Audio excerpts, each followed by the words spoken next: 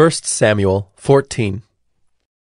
One day Jonathan, the son of Saul, said to the young man who carried his armor, "Come, let us go over to the Philistine garrison on the other side." But he did not tell his father. Saul was staying in the outskirts of Gibeah in the pomegranate cave at Migron. The people who were with him were about 600 men, including Ahijah the son of Ahitub, Ichabod's brother, son of Phinehas, son of Eli, the priest of the Lord in Shiloh, wearing an ephod. And the people did not know that Jonathan had gone. Within the passes by which Jonathan sought to go over to the Philistine garrison, there was a rocky crag on the one side and a rocky crag on the other side. The name of the one was Bozez, and the name of the other Sina. The one crag rose on the north in front of Michmash, and the other on the south in front of Geba. Jonathan said to the young man who carried his armor, "Come, let us go over to the garrison of these uncircumcised. It may be that the Lord will work for us, for nothing can hinder the Lord from saving by many or by few." And his armor-bearer said to him, "Do all that is in your heart. Do as you wish. Behold, I am with you heart and soul." Then Jonathan said, "Behold, we will cross over to the men, and we will show ourselves to them.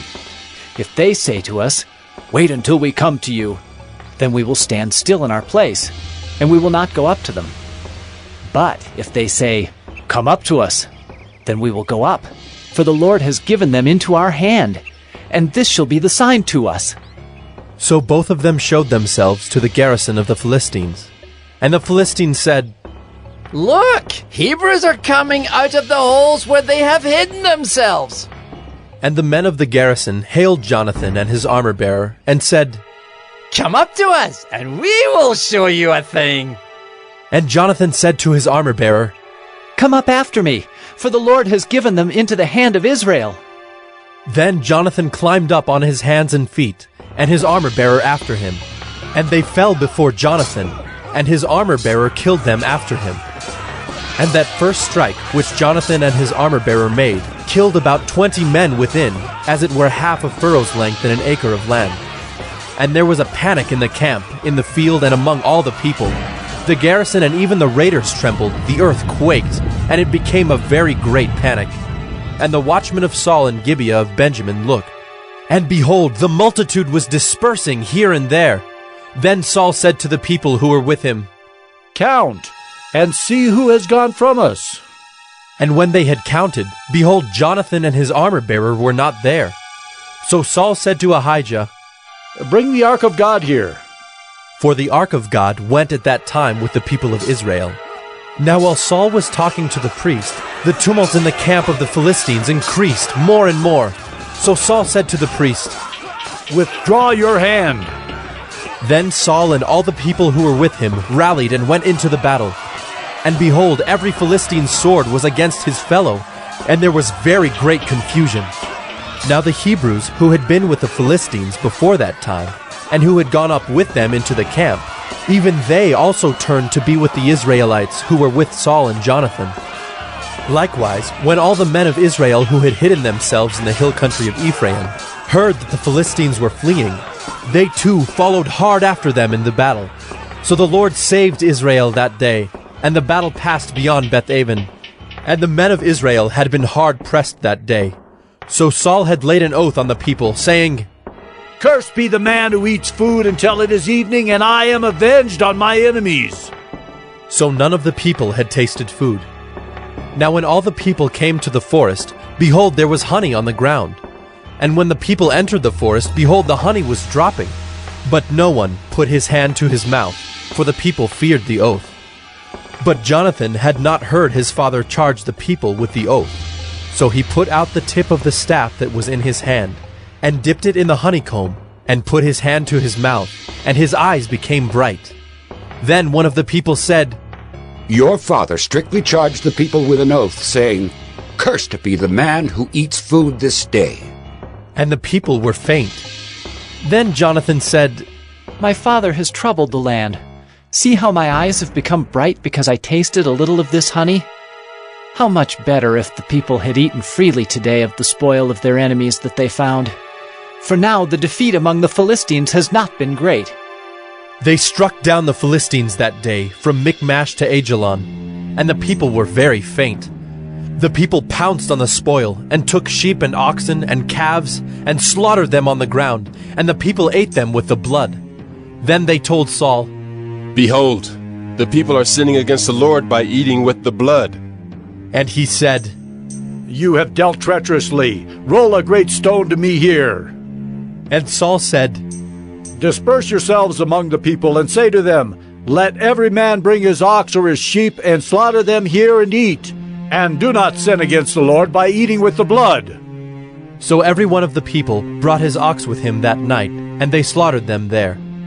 And Saul built an altar to the Lord. It was the first altar that he built to the Lord. Then Saul said, Let us go down after the Philistines by night, and plunder them until the morning light. Let us not leave a man of them. And they said, Do whatever seems good to you. But the priest said, Let us draw near to God here. And Saul inquired of God, Shall I go down after the Philistines? Will you give them into the hand of Israel? But he did not answer him that day. And Saul said, Come here, all you leaders of the people, and know and see how this sin has arisen today. For as the Lord lives who saves Israel, though it be in Jonathan my son, he shall surely die. But there was not a man among the people who answered him. Then he said to all Israel, You shall be on one side, and I and Jonathan my son will be on the other side. And the people said to Saul, Do what seems good to you. Therefore Saul said, O Lord God of Israel, why have you not answered your servant this day? If this guilt is in me or in Jonathan my son, O Lord God of Israel, give Urim. But if this guilt is in your people Israel, give Thummim. And Jonathan and Saul were taken, but the people escaped. Then Saul said, Cast the lot between me and my son Jonathan. And Jonathan was taken. Then Saul said to Jonathan, Tell me what you have done. And Jonathan told him, I tasted a little honey with the tip of the staff that was in my hand. Here I am. I will die. And Saul said, God do so to me and more also. You shall surely die, Jonathan. Then the people said to Saul, Shall Jonathan die, who has worked this great salvation in Israel? Far from it. As the Lord lives, there shall not one hair of his head fall to the ground, for he has worked with God this day. So the people ransomed Jonathan, so that he did not die. Then Saul went up from pursuing the Philistines, and the Philistines went to their own place. When Saul had taken the kingship over Israel, he fought against all his enemies on every side, against Moab, against the Ammonites, against Edom, against the kings of Zobah, and against the Philistines. Wherever he turned, he routed them. And he did valiantly, and struck the Amalekites, and delivered Israel out of the hands of those who plundered them. Now the sons of Saul were Jonathan, Ishvi, and Malchishua, and the names of his 2 daughters were these. The name of the firstborn was Merab, and the name of the younger, Michal. And the name of Saul's wife was Ahinoam, the daughter of Ahimaaz. And the name of the commander of his army was Abner, the son of Ner, Saul's uncle. Kish was the father of Saul, and Ner, the father of Abner, was the son of Abiel. There was hard fighting against the Philistines all the days of Saul. And when Saul saw any strong man, or any valiant man, he attached him to himself.